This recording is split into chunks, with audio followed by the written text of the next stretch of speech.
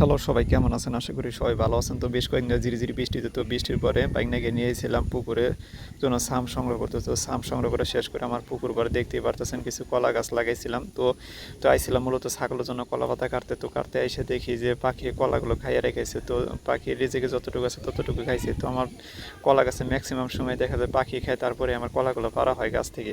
তো অনেকক্ষণ দেখতেছিলাম। তো ভাবতেছিলাম যেহেতু কাজের পাশাপাশি কিছু ভিডিও দিই, তো ভাবতেছিলাম কোন জায়গায় রাখলে মোবাইলটা ভালোভাবে ভিডিও হয়। তো এক পাশে রাইখে মোবাইল দিয়ে তো আমি কলা গাছের কাছের সাহায্যে টানাটানি করতেছিলাম, যেহেতু কাছার ধারে নিচে যেহেতু ধান খেতে আমার কেদা আছে, তো আমার মোটেও কেদার ভিতরে নামার কোনো ইচ্ছা ছিল না।